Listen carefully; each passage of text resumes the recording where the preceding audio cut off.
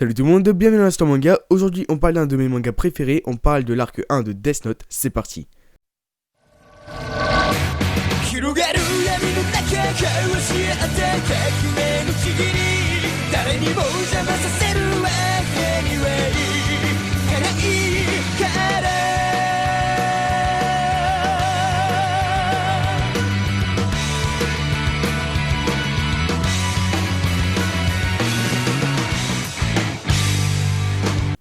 Death Note est un manga scénarisé par Tsugumi Ohba et dessiné par Takeshi Obata.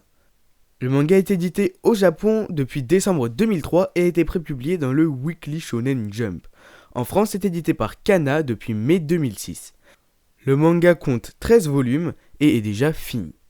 Quant à l'anime, il compte 37 épisodes et est diffusé depuis le 3 octobre 2006 au Japon et depuis le 26 juin 2007 en France. Cet anime se découpe en deux arcs, l'arc L et l'arc Nier et Melo. Les deux arcs sont très intéressants et aujourd'hui on va surtout parler de l'arc 1 que j'ai préféré à l'arc 2. Le manga a eu plusieurs adaptations en film live, même en pièce de théâtre, c'est pour dire à quel point c'est populaire au Japon. Il y a aussi un film animé qui est sorti et qui résume toute l'histoire et qui nous montre un nouveau dieu de la mort qui nous fait beaucoup penser à Light Yagami quand même. Mais alors, quelle est l'histoire de Death Note ? Alors, à part si t'habites dans une caverne, sinon il y a de fortes probabilités que tu la connaisses déjà. C'est pour ça que je vais te faire un résumé rapide et pas très détaillé parce que je sais que tu l'as déjà vu. Mais bon, on va quand même en parler des fois que tu vis dans une grotte et que tu ne sois toujours pas au courant de qu'est-ce que c'est Death Note. Death Note raconte l'histoire du jeune Light Yagami. C'est un jeune étudiant qui est excellent, le meilleur de son pays probablement, qui s'ennuie à mourir et qui trouve ce monde pourri. Un jour en cours, il regarde par la fenêtre et aperçoit un cahier tombé du ciel. En sortant de la salle de cours, il y va et le ramasse. Il voit noter dessus le mot Death Note, littéralement en français, cahier de la mort. Sur le coup, il refuse d'y croire et pense que c'est un jeu d'enfant. Et du coup, il repose le cahier. Mais il finit par le prendre comme s'il n'avait pas pu s'en empêcher et le ramène chez lui. En arrivant chez lui, il se demande lui-même pourquoi il a ramassé ce cahier, à quoi ça va lui servir puisque c'est encore une blague. Avant il y avait les lettres maudites comme il dit, et maintenant c'est ça, les cahiers pour tuer des gens. Bien sûr il n'y croit pas, mais il a quand même emporté avec lui.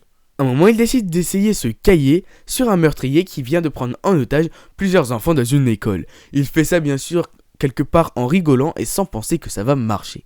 Il décide de marquer le prénom et le nom de famille du meurtrier dans son Death Note et attend 45 secondes. Les règles du Death Note sont assez précises. Quand on note le nom et le prénom d'une personne duquel on a le visage en tête, cette personne meurt au bout de 45 secondes d'une crise cardiaque. Si avant le délai de ces 45 secondes, on écrit les causes de la mort, on dispose donc de 6 minutes 40 secondes pour écrire précisément les causes de la mort. En précisant les causes de la mort, on peut donc décider l'heure du décès et la manière avec laquelle la personne va mourir. Du coup, Light décide de tester ce Death Note et voit qu'au bout de 45 secondes, la personne meurt. C'est pas clairement dit, mais en gros aux infos ils disent étrangement la personne vient de mourir, on voit tout le monde sortir, oh là là, il serait mort sans même que personne n'ait à agir. Du coup, il se pose plusieurs questions et se demande si le Death Note fonctionne. Bien sûr, sur le moment, il refuse d'y croire, mais le garde quand même sur lui. Un moment, dans un supermarché, il voit une personne agresser une dame. C'est un gang de personnes en moto, ils sont 3 et ils sont en train d'embêter une femme pour la violer. Light voit ça à l'intérieur du magasin et décide de noter le nom et le prénom de la personne car elle vient de l'annoncer tout en ayant son visage en tête. Mais pour s'assurer que le cahier marche, il décide de décrire précisément les conditions de la mort. Et il voit qu'étrangement ça marche. Il se fait bel et bien renverser par un bus et se rend compte que la personne est morte grâce au Death Note. Light va donc se rendre compte qu'il a tué 2 personnes et sur le coup va mal réagir. Puis quelques minutes plus tard, il va se dire comme ce monde est pourri, autant le nettoyer de tous les criminels. Quelque part, ce personnage est à moitié bon à l'intérieur. D'un côté, on a la personne gentille car elle veut rendre le monde meilleur en tuant les criminels, mais de l'autre, c'est un meurtrier. On peut pas clairement dire que c'est un gentil, mais on peut pas clairement dire non plus que c'est un méchant. C'est un peu particulier. En parallèle de ça, il y a une seconde histoire. En gros, c'est une enquête criminelle, c'est ça en vrai, l'histoire de Death Note, qui va être suivie par L, le plus grand détective au Japon. Cette personne est inconnue de tout le monde, même les services de police ne la connaissent pas réellement et personne ne connaît son nom ni son visage. Tout ce que l'on sait, c'est que cette personne est très forte et que c'est le meilleur détective du Japon qui a réalisé les plus grandes affaires au Japon. et dans le monde entier même, car plus tard on va apprendre qu'il en a même réalisé en Amérique. De ce fait, il décide de s'occuper personnellement de l'affaire de ce Death Note. Bon, c'est pas clairement dit comme ça, hein, c'est l'affaire des meurtres particuliers. Oui, car la police va vite fait se rendre compte qu'énormément de criminels meurent d'une crise cardiaque à des rythmes plutôt réguliers. Du coup, la personne de L va essayer de trouver qui cela peut être. Tout d'abord, il va étudier les heures des meurtres et va se rendre compte que la personne habite probablement au Japon. Pour être sûr, il va décider de faire quelque chose. Il va diffuser une émission télévisée dans laquelle il va faire passer un criminel pour lui. Il va révéler donc le nom de ce criminel et il va lui demander en gros de se présenter en tant que L et de montrer son visage devant tout le monde. Light bien sûr va en profiter, sachant que L veut le poursuivre, de le tuer immédiatement. Et c'est là que le vrai L apparaît à l'écran. Certes, on ne voit pas L, mais on voit un L marqué sur une télé, sur un fond blanc, avec la petite musique du thème de L que...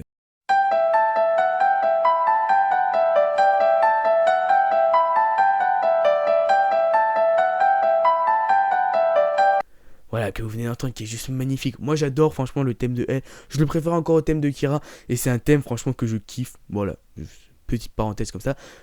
Tiens, petite chose comme ça. Je sais pas si vous avez remarqué, mais il ressemble quand même vachement au thème de l'Exorciste. Normalement, c'est référencé. Après, on n'est pas sûr, mais je pense que c'est référencé parce que c'est quand même sacrément proche l'un de l'autre. Bon, regardez le thème de l'Exorciste.